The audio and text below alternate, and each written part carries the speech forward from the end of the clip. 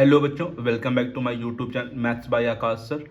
हम लोग पढ़ रहे थे प्रायिकता, और प्रायिकता में हम लोगों ने पढ़ा था स्वतंत्र घटनाएं क्या होती हैं और उनके फॉर्मूले भी हम लोगों ने बच्चों जान लिए थे। ठीक है बच्चों, आज उसी के बेस पर हम लोग कुछ क्वेश्चंस जान देखने वाले हैं। यहाँ पर स्वतंत्र घटनाएं क्या होती हैं ये हम लोगों ने जान लिया था बच्चों, और उसी से फॉर्मूले भी रिलेट करते हुए सभी जान लिए थे। पराश्रित घटनाएं भी जान लिए थे बच्चों, और बहुत सारी चीज़ें हम लोगों ने वहाँ पे जानी। लास्ट क्लास में सब मैंने बताया है। जिन बच्चों ने नहीं देखा प्लीज़ जाके उसको देख लीजिए, फिर ही आप लोग को ये समझ में आएगा। अगर आप लोगों ने स्वतंत्र घटनाएं आपको पता नहीं है, फॉर्मूले नहीं पता है, तो फिर ये दिक्कत होगी समझने में। ठीक है बच्चों, तो देखते हैं बच्चों आज का पहला क्वेश्चन, जो कि एग्जाम्पल से लिया गया है बच्चों। यहाँ पे सिद्ध कीजिए यदि ई और एफ दो स्वतंत्र घटनाएं हैं तो ई और एफ डैश भी स्वतंत्र होंगी बच्चों। ठीक है, तो हम लोग को ये दे रखा है ई और एफ दो स्वतंत्र घटनाएं हैं, हमें सिद्ध करना है ई और एफ डैश भी क्या होंगी, स्वतंत्र होंगी।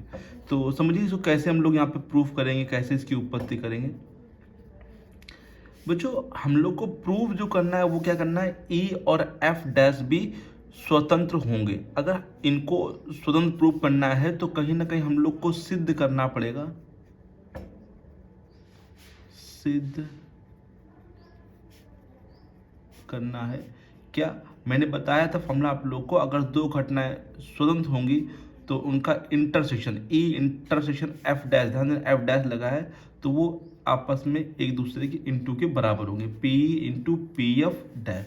ये हम लोग को यहाँ पे प्रूफ करके दिखाना पड़ेगा। राइट है बच्चों, अगर हम लोग ये प्रूफ कर देंगे तो ये क्या प्रूफ हो जाएगा, ई और एफ डैश क्या है, ये स्वतंत्र घटनाएं हैं बच्चों। ठीक है, अभी दिया क्या हम लोग को यहाँ पर, जो दिया है वो क्या है, ई तथा एफ, ई और एफ बोले, ई तथा एफ दो स्वतंत्र घटनाएं हैं, दो स्वतंत्र घटनाएं हैं।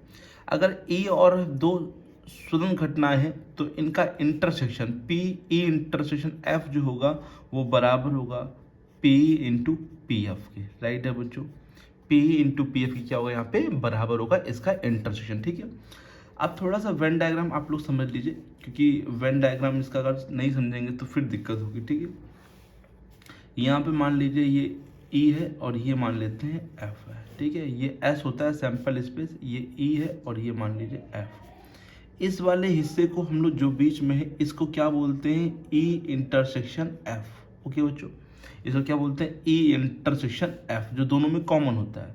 और इस वाले हिस्से को, सिर्फ इस वाले हिस्से को, इस वाले जहाँ पे मैं ये सेट कर रहा हूँ, ये छायांकित भाग जो आप देख रहे हैं यहाँ पर, इस वाले हिस्से को हम लोग क्या बोलते हैं, E intersection F dash. Right है, ई इंटरसेक्शन एफ डैश। और इस वाले हिस्से को हम लोग क्या बोलते हैं, ई डैश इंटरसेक्शन एफ। ठीक है, जो इधर वाला छायांकित भाग आप लोग देख रहे हैं इसको हम लोग बोलते हैं ई डैश इंटरसेक्शन एफ। अभी मैं बताऊंगा इसका क्या यूज है बच्चों। यहाँ पर हम लोग समझते हैं किस प्रकार से करेंगे, जो दे रखा है उसी से क्वेश्चन स्टार्ट करेंगे। हम लोग को ये दे रखा है P E intersection F equal to P into P F. तो फॉर्मूले के अकॉर्डिंग हम लोग फॉर्मूला जानते हैं, हम लोग को लाना है एफ डैश। तो एफ डैश लाने के लिए पी एफ को हम लोग one minus P F dash लिख सकते हैं बच्चों। बताइए, क्योंकि पी एफ और पी एफ डैश कितना होता है, बताइए, P F plus P F dash कितना होता है, वन होता है। तो हम लोग पी एफ डैश को, पी एफ को one minus P F dash लिख सकते हैं बच्चों। राइट है बच्चों, कोई दिक्कत तो नहीं यहाँ पर। ओके, अब ई इंटरसेक्शन एफ, यहाँ पे इंटू करेंगे तो P E minus P E into P F dash. ठीक है, अब हम लोग इसको इस साइड ले चलेंगे तो माइनस का है तो प्लस का हो जाएगा, P E intersection F dash equal to P E minus P E intersection F. Right है बच्चों, अब ध्यान से देखिए बच्चों, पी ई से मतलब ये ई वाला हिस्सा है, ये पूरा क्या है, ई है। और ई से हम लोग अगर इस ई इंटरसेक्शन एफ को माइनस कर देंगे, अगर ई में से ई इंटरसेक्शन एफ को माइनस करेंगे तो देखिए ध्यान से यही तो बचेगा बच्चों, ये वाला हिस्सा जो ये है ई इंटरसेक्शन एफ डैश, है ना, जो कि ई माइनस ई इंटरसेक्शन एफ जो होता है वो होता है ई इंटरसेक्शन एफ डैश। तो हम लोग इसीलिए इसको क्या लिखते हैं, P E intersection F dash. तो देखिए बच्चों, ये वाला हम लोग ने इधर भेजा तो गलती से हमने इधर लिखा है, यहाँ पे क्या आएगा, पी ई, यहाँ लिख दे रहे P E into P F dash, है ना। ये माइनस में था तो इसको इधर भेजा तो प्लस में हो गया, है ना। तो P into P F dash. तो देखिए ध्यान से क्या प्रूव हो गया यहाँ पे, E intersection F dash equal to P E into P F dash. ठीक है, यही हम लोग को प्रूव करना था, इति सिद्धम हो गया यहाँ पे। ठीक है, सभी लोग को समझ में आ गया। एक बार फिर समझ लेते हैं, E intersection F equal to P ही इंटू पी एफ दे रखा है। पी एफ को हम लोग 1 माइनस पी एफ डैश लिख सकते हैं, क्योंकि हम लोग को एफ डैश लाना है, इसीलिए हमने पी एफ को यहाँ पे चेंज किया और एफ डैश बनाया बच्चों। 1 minus P F, P E का इंटू किया, पी ई माइनस का P E into P F. इसको इस साइड भेज दिया, प्लस में इधर लिखा है बच्चों, ठीक है, और इसको इस साइड ले आए। ई से अगर हम ई इंटरसेक्शन एफ को माइनस करेंगे तो क्या बचेगा, ई इंटरसेक्शन एफ, अतः P E intersection F dash equal to P E into P F dash. अतः ई और एफ डैश क्या है, दो स्वतंत्र घटनाएं हैं बच्चों। ठीक है, तो ये समझ लीजिए, अगर ई और एफ स्वतंत्र घटना है तो ई और एफ डैश भी स्वतंत्र होंगी। ई डैश और एफ जो ये देख रहे हैं, ई डैश और एफ, ये भी क्या घटनाएं होंगी, स्वतंत्र होंगी। और साथ में ई डैश इंटरसेक्शन एफ डैश, क्योंकि ये हिस्सा देख रहे हैं आप लोग, ई डैश इंटरसेक्शन एफ डैश, ये भी जो घटनाएं, दो घटनाएं होंगी, वो भी क्या होंगी, स्वतंत्र घटनाएं होंगी बच्चों। ठीक है, अगर ये दे रखा तो बाकी सभी वो तीनों कंडीशन, चाहे ये बात करें चाहे ये सभी घटनाएं क्या होंगी बच्चों, स्वतंत्र घटनाएं कहलाएंगी बच्चों। ठीक है, तो इसको आप लोग नोट डाल के लिख सकते हैं नीचे कि यदि ई और एफ दो घटनाएं स्वतंत्र हैं तो ई इंटरसेक्शन एफ भी स्वतंत्र होंगी, ई डैश इंटरसेक्शन एफ भी क्या होंगी, स्वतंत्र घटनाएं होंगी, और ई डैश इंटरसेक्शन एफ डैश भी जो होगा वो भी स्वतंत्र घटनाएं कहलाएंगी। राइट है बच्चों। तो उम्मीद है ये वाला आपको आ गया होगा बहुत अच्छे से, है ना। एक प्रकार का थ्योरम है ना, पेपर में काफ़ी बार पूछा भी गया है, इंपॉर्टेंट है, इसे नोट कर लीजिए। देखते हैं बच्चों नेक्स्ट क्वेश्चन कौन सा है बच्चों। नेक्स्ट क्वेश्चन देखते हैं बच्चों, ये भी काफ़ी इंपॉर्टेंट क्वेश्चन है बच्चों। इसको सोल्यूशन यहाँ से करेंगे, सोल्यूशन की जगह आप लोग हल डाल सकते हैं हिंदी में, ठीक है, कोई दिक्कत नहीं है। पढ़ते हैं क्या लिखा हुआ है इस क्वेश्चन में। 52 पत्तों की एक गड्डी में से याददाश्त मतलब बिना देखे, है ना, जो हम लोग को पता नहीं हो, आप लोग को पता होना चाहिए। याददाश्त का मतलब है कि जो हम लोग चैप्टर स्टार्ट करते बताया था, याददाश्त मतलब क्या होता है आप लोग को। याददाश्त, बिना प्रतिस्थापित किए गए 2 पत्ते निकाले गए, दोनों पत्तों के काले रंग का होने की प्रायिकता ज्ञात कीजिए। देखिए पहले हम लोग को ये समझना पड़ेगा, बिना प्रतिस्थापित या प्रतिस्थापन के साथ, ये 2 वर्ड हम लोग को यहाँ पे समझना पड़ेगा पहले। तो इधर मैं आप लोग को समझा दूंगा, उधर मैं क्वेश्चन कर दूंगा। देखिए 2 चीजें होती हैं, एक होता है बिना प्रतिस्थापन, एक होता है बिना प्रतिस्थापन, जिसको हम लोग बोलते हैं इंग्लिश में विदाउट रिप्लेसमेंट। बिना प्रतिस्थापन का मतलब होता है कोई भी एक चीज निकाल ली गई है तो उसको दोबारा उसमें रखा नहीं गया है। जैसे गड्डी में से कोई एक पत्ता निकाल लिया गया है, एक पत्ता निकाला गया तो उसको वापस रखा नहीं गया है। राइट है, समझ में आया सब बच्चों को। बिना प्रतिस्थापन मतलब एक बार कोई भी चीज वहां से निकाल ली जाएगी तो उसको दोबारा उसके अंदर रखा नहीं जाएगा, तो इस क्रिया को बोलते हैं बिना प्रतिस्थापन के। जैसे मान लीजिए पहली घटना में 52 पत्ते थे, तो जब आप एक पत्ता निकाल लेंगे तो वो उस 52 के अंदर निकालेंगे, लेकिन जब दूसरा पत्ता निकालने जाएंगे तो वो 51 पत्तों के अंदर निकाला जाएगा बच्चों। ठीक है, तीसरा निकालेंगे तो 50 पत्तों के अंदर निकाला जाएगा बच्चों। ठीक है, तो ये होता है बिना प्रतिस्थापन के। बिना प्रतिस्थापन समझ में आ गया। अब देखते हैं प्रतिस्थापन के साथ।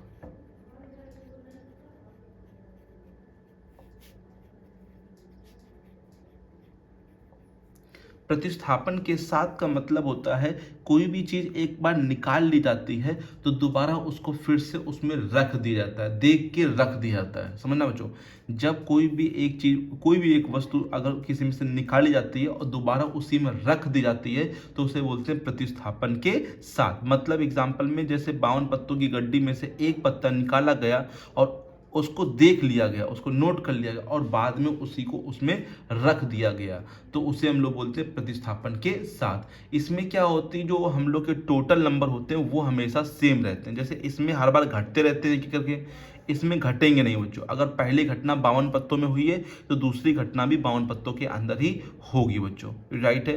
कोई दिक्कत तो नहीं किसी बच्चे को, राइट है। तो देखिए बच्चों यहाँ पर अब चलते हैं क्वेश्चन। 52 पत्तों की एक गड्डी में से याददाश्त बिना प्रतिस्थापित किए, बिना मतलब इसको रखा नहीं गया, 2 पत्ते निकाले गए हैं, 2 पत्ते निकाले गए हैं, ठीक है। दोनों पत्तों के काले रंग की, तो आप लोग को मालूम होना चाहिए ब्लैक जो पत्ते होते हैं, काले रंग जो पत्ते होते हैं वो कितने होते हैं बच्चों, 26 पत्ते होते हैं। 26 काले होते हैं और 26 ही जो होते हैं वो रेड होते हैं, लाल रंग के होते हैं। तो पहले इन 2 घटनाओं को आप लोग को मानना पड़ेगा। माना ई बराबर, माना ई फर्स्ट काले रंग का पत्ता, फर्स्ट काले रंग का पत्ता होने की घटना, फर्स्ट काले रंग का पत्ता, सॉरी पत्ता होने की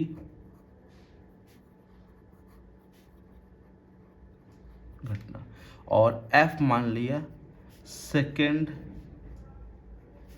काले रंग का पत्ता होने की घटना, ठीक है। अब यहाँ पर हम लोग को जो कुल पत्ते हैं, कुल पत्ते आप लोग को पता भी होना चाहिए, यहाँ लिखे भी हैं, कुल पत्ते जो हैं वो कितने हैं बच्चों, 52 हैं, ठीक है, जिसको हम लोग NS कहते हैं, नंबर ऑफ सैंपल स्पेस, ठीक है। तो अब यहाँ पर समझिए, पहले हम ई की प्रायिकता निकालेंगे। ई क्या है, ई को समझने का प्रयास किए, काले रंग का पत्ता। अब काले रंग के पत्ते जो होते हैं वो कितने होते हैं, 26 होते हैं, ठीक है। तो जो फॉर्मूला होता है Ne/NS, है ना, Ne/NS। तो अभी आप समझिए यहाँ पे तो Ne/NS सिंपल लगेगा, एक पत्ता निकाला गया लेकिन काले रंग का है, तो काले कितने हैं, 26, तो 26 में से कोई भी पत्ता आ सकता है, और टोटल में कुल सैंपल स्पेस कितने हैं, 52, तो 26/52 कट कर लेंगे इसको, 1/2, राइट है। अब जब हम लोग F निकाल रहे हैं तो वो E पर निर्भर हो गया, बिकॉज बिना प्रतिस्थापन के है, तो ये समझ जाइए कि निर्भर हो गया, क्योंकि पहले पत्ते 52 थे, अब पत्ते कितने हो गए, 51 हो गए, एक कम हो गया।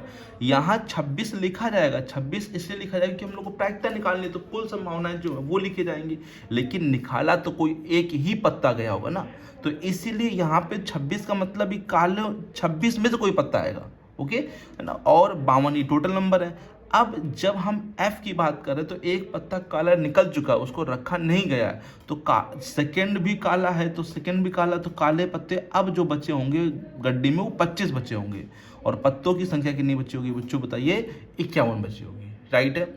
बताइए F घटना जब E के बाद हो रही है तो 51 पत्ते बचे होंगे, पहले 52 थे, अब बचे कितने, 51, और जो काले रंग के पत्ते हैं वो एक कम हो गए, पहले 26 थे, अब कितने बचे होंगे यहाँ पे, 25, तो 25 में से कोई निकाला जाएगा बच्चों, राइट है। अब हमें दोनों चाहिए, दोनों का मतलब है कि E इंटरसेक्शन F, जब दोनों की प्रायिकता पूछता तो मैंने बताया भी होगा पीछे आप लोग को कि इंटरसेक्शन होता है, तो पहले E की प्रायिकता निकाल ली हम लोग ने, फिर बाद में F की प्रायिकता निकाल ली, लेकिन E के होने के बाद, क्योंकि बिना प्रतिस्थापन के है बच्चों, ठीक है, इसीलिए F जो है E पर निर्भर हो गया बच्चों। यहाँ पे PE का मान 1/2 है, इसका मान 25/51 है, हम लोग गुणा कर देंगे ऊपर ऊपर, 25 से कम 25, 51 दूनी 102, ओके बच्चों, ये आ गया हम लोग का E इंटरसेक्शन F, ठीक है बच्चों, सही बच्चों को दिख रहा है, थोड़ा सा पकड़ ले, ओके बच्चों, कोई दिक्कत तो नहीं किसी को, बताइए बच्चों। दोनों काले रंग के पत्ते होने प्रायिकता क्या है, 25/102। उम्मीद है कि बहुत अच्छे से आ गया होगा, कोई दिक्कत नहीं होगी। अगर ऐसे क्वेश्चन आते हैं तो आप सिंपली कर सकते हैं, यहाँ पे 3 घटनाएं भी हो सकती हैं, 4 घटनाएं भी हो सकती हैं, कोई दिक्कत नहीं। आप लोग बस देखिए क्या क्या कहा गया है, दोनों के बारे में बात कर रहा, मतलब इंटरसेक्शन निकालना, उससे पहले आप लोग को ये चीज़ें सिंपली निकालनी पड़ेंगी, राइट है, फिर वैल्यू पुट करना है, ठीक है। देखते हैं आज का बच्चों तीसरा क्वेश्चन बच्चों, वो भी काफ़ी इंपॉर्टेंट क्वेश्चन है बच्चों। देखते हैं बच्चों नेक्स्ट इंपॉर्टेंट क्वेश्चन, जो कि काफ़ी अच्छा क्वेश्चन है, कई बार एग्जाम में बच्चों आ चुका है ना। तो एक पासे को 3 बार उछाला जाता है तो कम से कम एक बार विषम संख्या प्राप्त होने की प्रायिकता ज्ञात कीजिए। कम से कम एक बार विषम संख्या हम लोग को प्राप्त करना है, तो एक बार कम से कम विषम आने का मतलब है एक बार विषम आ सकता है, 2 बार भी विषम आ सकता है, और 3 बार भी विषम आ सकता है, ठीक है। और इसको ध्यान समझिए, ये घटनाएं हमेशा क्या होती हैं, स्वतंत्र घटनाएं होती हैं। क्यों? क्योंकि ये निर्भर नहीं है, जो संख्या आ चुकी वो दोबारा भी आ सकती है, और हर एक घटना में 6 संभावनाएं होंगी, चाहे उसको पहली बार उछाले, चाहे दूसरी बार उछाले या तीसरी बार, इसमें संभावनाएं कम नहीं हो रही हैं बच्चों, और हर संख्या यहाँ पे आ सकती है। तो ऐसी घटनाएं जो होती हैं वो क्या होती है, हमेशा स्वतंत्र घटनाएं कहलाती हैं। ठीक है, तो समझिए बच्चों, यहाँ पे एक पासे को 3 बार उछाला गया। देखिए 3 बार उछालेंगे तो घटनाओं की जो NS होगा, कुल संभावना है वो 216 हो जाएंगी, 6 गुणे 6 गुणे 6। उससे करेंगे तो बहुत बड़ा क्वेश्चन हो जाएगा, तो हम लोग सिंपल एक बार के लिए देखेंगे। ठीक है, एक बार उछालने में कुल संभावनाएं क्या होती है, पहले ये समझिए।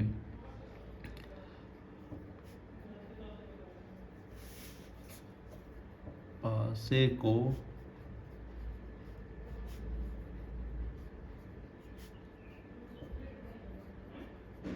एक बार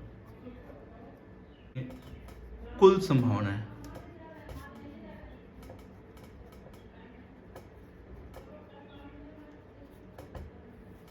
एक बार उछालने में कुल संभावना कितनी होती है बच्चों, बोलिए 6 होती है। ठीक है, अब कम से कम जब आप लोग को बोल दिया जाए ना, तो आप लोग उल्टा करिएगा। जैसे कम से कम में बोला गया एक बार विषम, तो आप लोग निकालेंगे इसका उल्टा। ये याद रखिए, उल्टा करके करेंगे बहुत ही इजी तरीके से होगा बच्चों। ठीक है, हमसे कम से कम एक बार विषम बोला गया, आप निकालिए तीनों बार सम आने की प्रायिकता, मतलब कि सम संख्या नहीं आनी चाहिए ना, तो कम से कम एक बार विषम मतलब तीनों बार ही विषम आने चाहिए। तो आप लोग निकालेंगे तीनों बार सम आने की प्रायिकता। तो पहले सम की प्रायिकता एक बार में क्या होती है, सम संख्याएं होती हैं 2, 4 और ये 6। देखिए अभी हम सम के निकाल रहे हैं, तो अगर हम सम की प्रायिकता निकाल लें,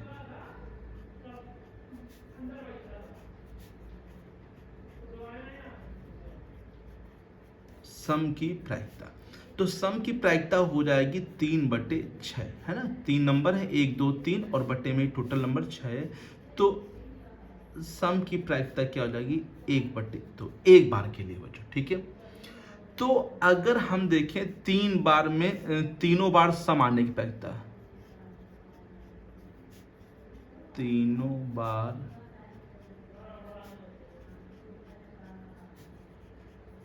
बार सम आने की प्रायिकता, तीनों बार सम आया मतलब कि पहली बार भी सम आया 1/2 प्रायिकता, दूसरी बार भी सम आया तो भी 1/2, तीसरी बार भी सम आया तो मतलब 1/2, मतलब 1/8। ठीक है, अब करना क्या है, आप लोग को ये पता है कि प्रायिकताओं का योग जो होता है वो 1 होता है। ठीक है, तो कम से कम एक बार विषम है, तो हमने तीनों बार सम निकाल लिया बच्चों। तो अब हम लोग को कम से कम एक बार, कम से कम एक बार विषम संख्या प्राप्त होने की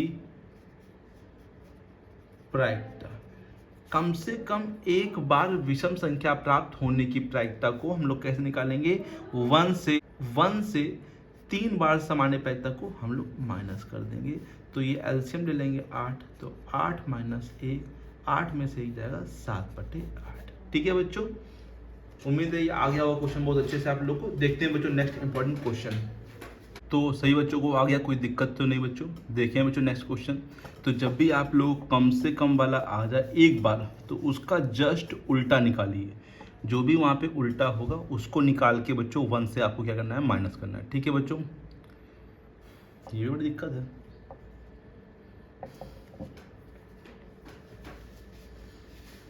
कुछ दिक्कत नहीं है, क्वेश्चन कम। तो इसका आंसर क्या आएगा बच्चों, 7/8। कम से कम एक बार विषम संख्या प्राप्त करने की प्रायिकता क्या हो जाएगी, 7/8। सिंपली मैंने पहले एक बार के लिए निकाला, कुल संभावनाएं क्या है, पासे को एक बार उछालने में कुल संभावनाएं 6 होती हैं, सम संख्याएं 2 4 6 3 होती हैं, सम की प्रायिकता 3/6, पी मान लिया इसको। तो तीनों बार सम आने की प्रायिकता क्या हो जाएगी, पहली बार भी सम, दूसरी बार भी सम, तीसरी बार सम, बीच में क्या लगाएंगे, मल्टीप्लाई लगाएंगे, क्योंकि पूरी एक ही घटना माननी पड़ेगी, तो इसीलिए बीच में हम लोग मल्टीप्लाई लगाएंगे 1/8। और कम से कम एक बार विषम संख्या प्राप्त होने पर तो 1 से हम लोग क्या कर देंगे, 1/8 को माइनस कर देंगे। ठीक है, अब देखते हैं बच्चों नेक्स्ट इंपॉर्टेंट क्वेश्चन कौन सा है।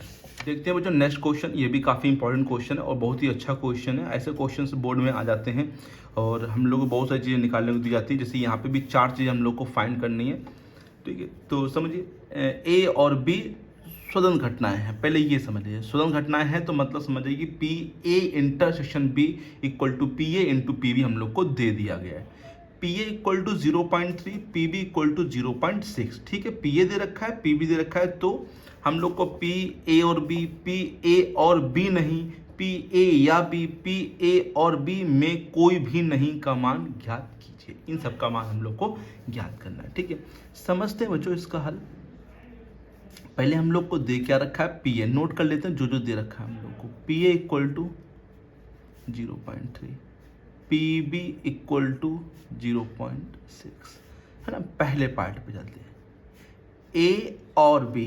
तो बच्चों आप लोग को जब तक और का मतलब नहीं पता होगा तब तक तो क्वेश्चन ये आगे बढ़ेगा ही नहीं। और का मतलब होता है दोनों, दोनों का मतलब होता है इंटरसेक्शन, ठीक है बच्चों। और मतलब होता है दोनों की बात कर रहा है ना, दोनों का मतलब होता है ए इंटरसेक्शन बी। और ये दोनों घटनाएं क्या हैं बच्चों, स्वतंत्र घटनाएं हैं। तो इसके लिए फॉर्मूला जो बनेगा वो क्या बनेगा, P A into P B बनेगा, राइट है। पी ए की बात करें तो 0.3 गुणे पी बी की बात करें 0.6।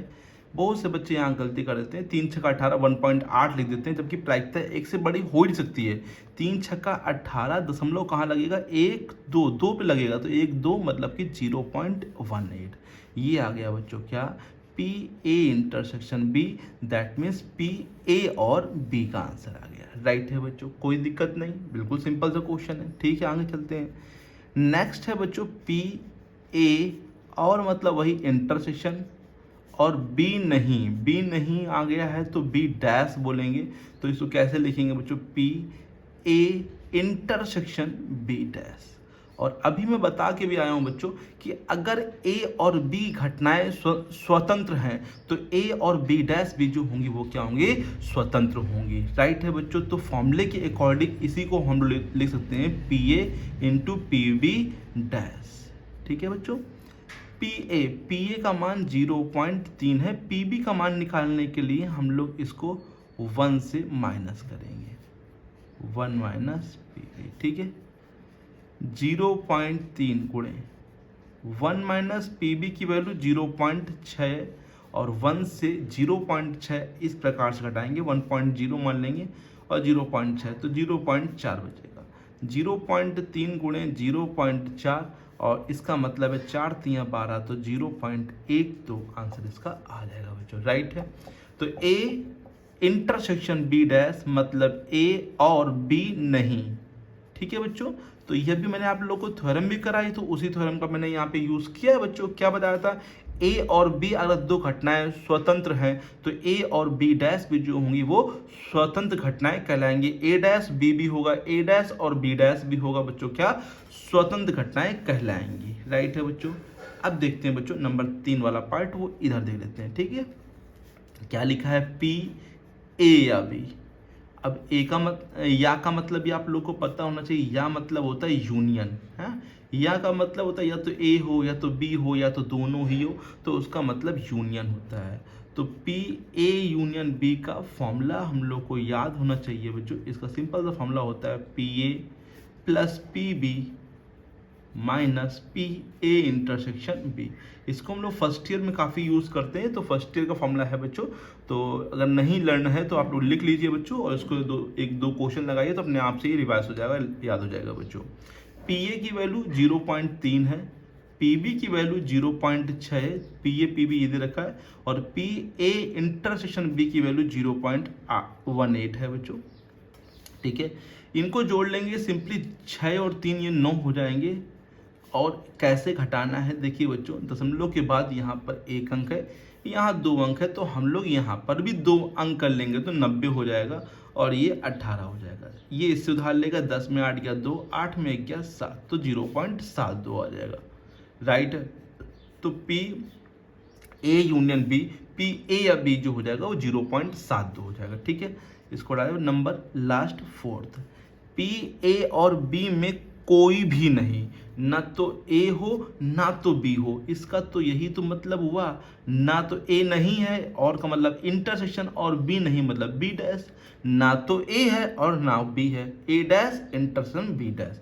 तो इसको हम लोग फॉर्मूले के अकॉर्डिंग ले सकते हैं P A dash into P B dash, क्योंकि ए और बी दो घटनाएं क्या हैं, स्वतंत्र घटनाएं हैं बच्चों। तो ए डैश और बी डैश भी जो घटनाएं होंगी वो स्वतंत्र घटनाएं कहलाएंगी। ठीक है, पी ए डैश को हम लोग उसी फॉर्मूले से 1 माइनस पी ए ले सकते हैं। किस फॉर्मूले से, P A plus P A dash equal to 1 होता है, और पी बी डैश को 1 माइनस पी बी ले सकते हैं। ठीक है, तो ये बीच में हमने घटा दिया था, sorry for this. 1 minus P ए का मान 0.3 है और पी बी का मान 1 माइनस 0.6। तो बच्चों ये 1 से 0.3 आप घटा लेंगे ना, 1 से 0.3 बताया आप लोग को, यहाँ पे 1.0 मान लेना, तो 10 में से 3 जाएगा वही 7, 10 में 6 जाएगा 4, बस 0.7, 0.4, 7 छंग कितना होता है 42, 42 का मतलब हो जाएगा 0.42। ये आ गया ए डैश इंटरसेक्शन बी डैश। ठीक है, ये हम लोग का आ गया पी ए और बी कोई भी नहीं। ठीक है, आप चारों के ऑप्शन आंसर जो है बुक में चेक कर सकते हैं, एनसीईआरटी का क्वेश्चन है, बहुत ही अच्छा क्वेश्चन है, सिंपल द क्वेश्चन है, ज़्यादा डिफिकल्टी क्रिएट नहीं होगी, बस आप लोग को इसके मतलब मालूम होना चाहिए। लिख लीजिए बच्चों, और का मतलब इंटरसेक्शन या मतलब यूनियन बच्चों। ठीक है, कहीं पे भी और लिख के आएगा तो आप लोग को क्या लगाना है, इंटरसेक्शन, और या लिख के आएगा तो यूनियन लगाना है। ठीक है, जैसे ए और बी में कोई भी नहीं, मतलब ए भी नहीं बी भी नहीं है, तो ए डैश इंटरसेक्शन बी डैश। इसमें लिखा पी ए और बी नहीं, तो ये सिर्फ बी की बात कर, तो बी पे डैश लगाया मैंने यहाँ पर। ठीक है, सभी लोग को आ गया। और आप लोग को मैंने शुरुआत में बताया था ए और बी अगर घटनाएं स्वतंत्र हैं तो ए डैश और बी, ए और बी डैश और ए डैश और बी डैश भी जो घटनाएं होंगी वो स्वतंत्र घटनाएं कहलाएंगी। ठीक है, तो चलिए देखते हैं आज का लास्ट क्वेश्चन बच्चों, जो कि काफ़ी अच्छा क्वेश्चन वो भी है बच्चों। तो उम्मीद है ये वाला क्वेश्चन भी आप लोग को आ गया होगा। आप लोग ट्राई करिए, लगाइए, इसको नोट करिए और इसी टाइप के और भी क्वेश्चन लगाइए बच्चों यहाँ पे। ठीक है, तभी आप लोगों को ये क्वेश्चन आ पाएंगे। इस फॉर्मूले को जरूर नोट कर लीजिए, काफ़ी बेसकीमती फॉर्मूला है बच्चों, है ना। देखते हैं बच्चों नेक्स्ट इंपॉर्टेंट क्वेश्चन। ए और बी ऐसी घटनाएं दी गई हैं जहां पी ए बराबर 1/2, पी ए यूनियन बी बराबर 3/5, ये 3/5 लिखा है, तथा पी बी बराबर पी फुल स्टॉप पे पी का मान ज्ञात कीजिए यदि घटनाएं परस्पर अपवर्जी हों, घटनाएं परस्पर स्वतंत्र हों। ठीक है, दो कंडीशन है यहाँ पर। उससे देखिए बच्चों, यहाँ पे सॉल्यूशन स्टार्ट करते हैं। यहाँ से सबसे पहले नोट करेंगे क्या क्या हम लोग को दे रखा है। ठीक है, समझिए, सॉरी बच्चों, पी ए का मान 1/2, पी ए यूनियन बी दे रखा हम लोगों को कितना बच्चों, 3/5, और पी बी का मान हम लोग को स्मॉल पी दे रखा है बच्चों। ठीक है, हमें पहली कंडीशन पे समझना है घटनाएं परस्पर अपवर्जी हैं, तो हम सिंपल अपवर्जी लिख दे रहे हैं। अब बहुत से बच्चों को अपवर्जी नहीं पता होगा, जबकि ये कक्षा 11 में था परस्पर अपवर्जी घटनाएं क्या होती हैं। परस्पर अपवर्जी घटनाएं ऐसी दो घटनाएं जिनमें कोई भी अवयव मैच नहीं करता है। ए और बी ऐसी दो घटनाएं जिसमें कोई भी अवयव मैच नहीं करता, कोई भी अवयव कॉमन नहीं होता, उभयनिष्ठ नहीं होता है, तो ऐसी घटनाओं को हम लोग परस्पर अपवर्जी घटनाएं कहते हैं। इसकी प्रायिकता सदैव क्या होती है, 0 होती है। ठीक है, मैंने क्या कहा, ए और बी ऐसी दो घटनाएं जिनमें इंटरसेक्शन करें, मतलब कि दोनों में कॉमन एलिमेंट ढूंढे, तो कोई भी एलिमेंट कॉमन नहीं होना चाहिए। अगर कॉमन एलिमेंट मिल जाएगा तो वो परस्पर अपवर्जी घटनाएं नहीं कहलाएंगी। अपवर्जी होने के लिए ये कंपलसरी है कि उनके बीच का इंटरसेक्शन क्या होना चाहिए, 5 होना चाहिए। दैट मीन्स उनकी प्रायिकता जो होती है वो 0 हो जाती है बच्चों। ठीक है, तो फिर formula P A union B मैंने अभी आप लोग को बताया बच्चों। ये फॉर्मूला क्यों यूज़ कर रहे हैं, क्योंकि भाई हमें दे रखा है ना। इसी फॉर्मूले की हेल्प से निकाल सकते हैं पी बच्चों, है ना। P A plus P B minus P A intersection B. P A union B की बात करें तो 3/5, ये 1/2, ये पी, और ये देखिए कितना दे रखा, 0।